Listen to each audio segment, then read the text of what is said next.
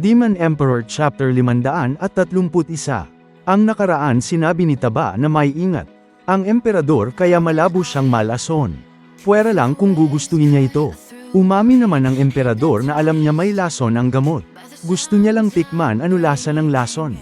Nagpapatuloy. Kukunin na ata ako ni Satanas.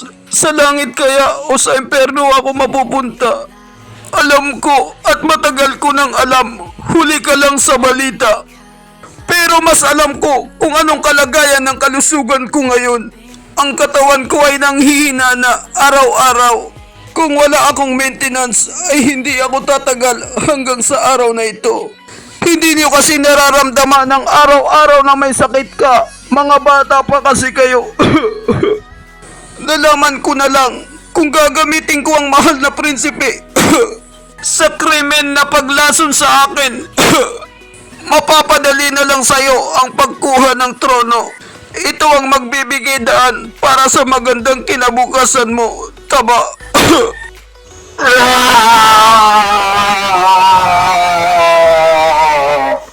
Kamahalaga Ama, hindi mo ba ako anak? Bakit ginagamit niyo na ako para sa kanya? Hindi kita ginagamit para sa kanya. Kundi ginagabayan kita sa tamang landas. Ang mga nangyari ngayong araw na to ay kagagawan niya ng pagiging mapusok mo, sakim sa kapangyarihan. Ayan tuloy, ikaw ang umani ng lahat ng itinanim mo. Ang isang santo ay walang bisa sa kanyang ninanais. Madaling isipin pero mahirap gawin.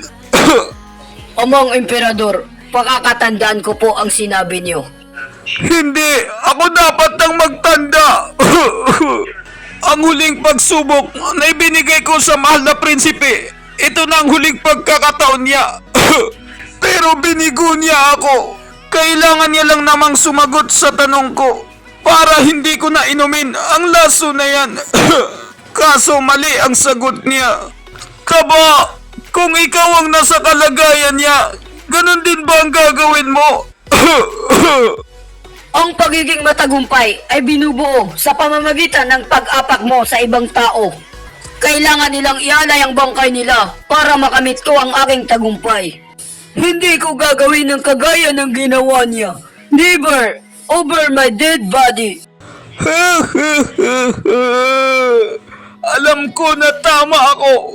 Hindi ako nagkamali ng desisyon ko. Kailangan mo siyang atakihin ng totohanan. O di kaya'y huwag mong subukan, masisira ang buhay mo. Kahit sarili mo pang kadugo ito, kapag hinadlangan ka nila sa mga pangarap mo, kailangan mo silang tapusin ng walang pagsisisi. Na parang ibang tao lang. Yan ang magpapatunay na isa kang pinuno ng bansa. Takot na si Yuning sa mga naririnig niya.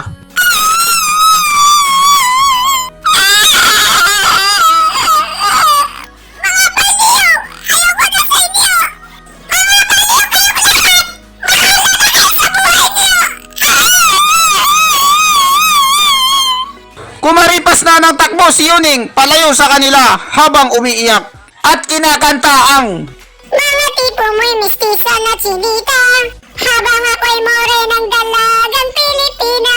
Tingnan mo naman ako sa mga mata mo, huwag kang kumaripas ka ng takbo. tumatakbo na ng mabilis si Yuning. Nalagpasan niya na ang mahal na prinsipe na nakatunganga.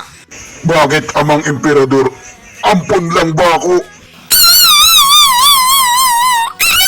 Bumangga siya sa pader, sa nakasalubong niyang tao.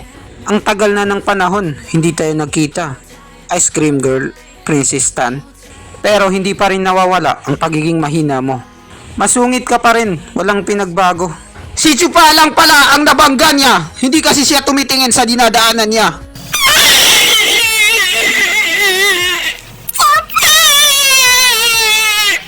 At bigla niyang niyakap si Chupa na parang love story.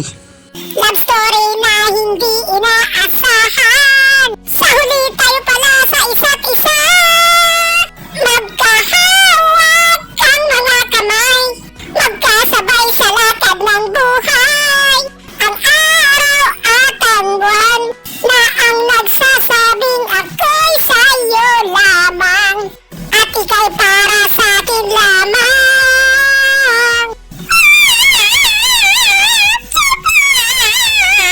Nabigla si Chupa sa biglang yakap ni Yuning.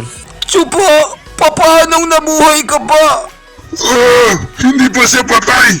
Buti na lang hindi sumama ang ate ko. Sigurado ako magsiselos siya. At ito na nga, bumungad na sa palasyo ang tropa ni Chupa. Yuning, may masama bang nangyari sa'yo? Binatukan siya sa leeg ni Chupa. Chupa, anong ginawa mo sa kanya? Balak mo ba siyang patayin? Masyado lang siyang pagod at naguguluhan ang kanyang isip. Ito ang pinakamabisang paraan para mapatahimik na siya agad. Napakadali lang sa'yo yun. Hindi ka isang romantikong lalaki.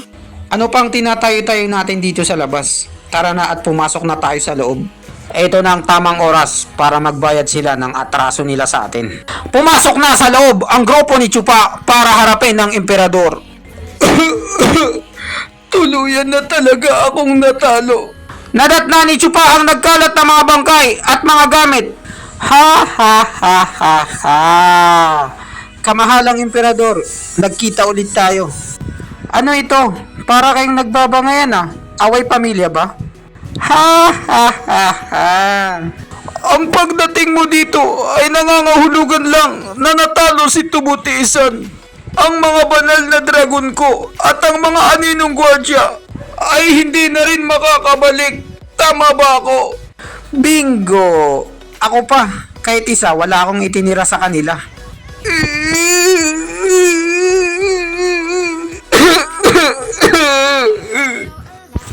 Galit na ang mahal na emperador. Nagsilabasan na ang mga wrinkles sa mukha niya.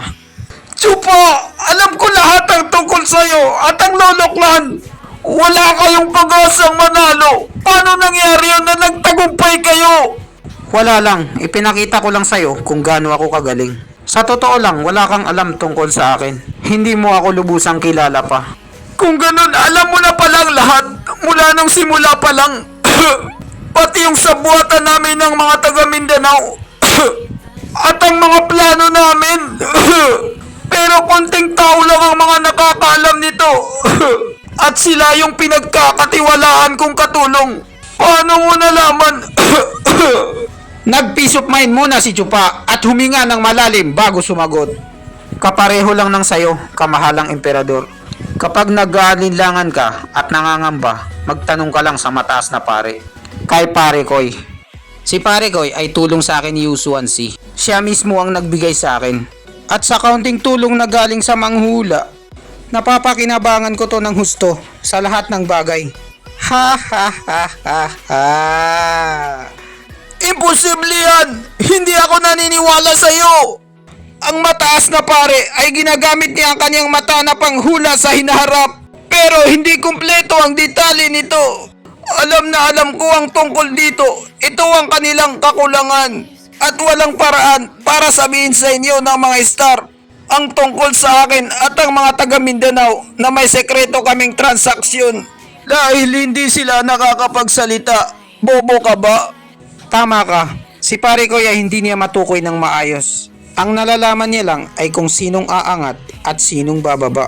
Kung sinong maghihirap o kaya kung sinong yayaman. Pero para sa akin, sapat na yon para mahulaan ko kung sino. Nung sandaling dumating dito ang mga taga Mindanao, dala-dala nila ang kanilang mga regalo. Pumasok sila sa Kapitolyo ng Imperyo. Sila ang nangibabaw sa laro dahil dumating sila dito para kunin ang kanilang bahagi. Ang pamahalaan at si Sugi Kanping ay nagpapakita rin ng paglakas. Siguro makatuwiran din ang pagtaas nila dahil may mga kasabot sila sa mga taga Mindanao. O di kaya ang mga taga Mindanao ay pareho sila ng pakay at gagawin. At ayun, ang loloklan nga gaya ng inaasahan. Mukha lang malakas pero patag. Masasabi kong sakto lang. Dahil ang mga taga Mindanao ay hindi pumunta rito para sa amin, kundi dahil sa mga gusto niyong ibasura. Patitikimin niyo ito ng magandang ipo-ipo.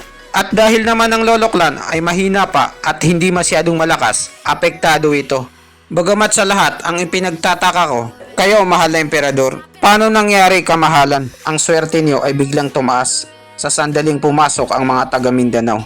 Mas mataas pa ito sa pinagsama nilang apat o magkapantay.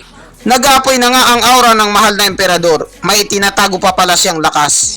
Parang nakakapagtaka ito dahil ang Mindanao at ang Luzon ay magkaaway. Paano nangyari yun na pagdating nila dito ay biglang tumaas ang puwersa mo? Ni minsan hindi sumagi sa isip ko na makikipagtransaksyon ka sa kanila. Dahil kamahalan, isang masamang gawain yan at mahigpit na ipinagbabawal ng batas. Dahil kapag nagkamali ka, lahat ng mga sangkot dito ay damay. At ang kapangyarihan mo ay mawawala ng bisa at matatanggal ka sa pwesto. Kaya naman, dahil sa pagtanggal ko ng lahat ng may mga katwiran, na may posibilidad na ikaw ang dumating na sagot. Kahit gaano pa ito kalabong mangyari. Kamahalang emperador, ikaw, tinalikuran mo silang lahat ng mga naniniwala sa iyo at taga Luzon. Nagkaroon ka ng malalim na pakikipag-ugnayan sa mga taga Mindanao. Napakatalino talaga ni Chupa para siyang si Detective Conan. At dito nagtatapos ang chapter 531. Maraming salamat po sa panunood nyo. Mag-subscribe para laging updated sa buhay ni Chupa.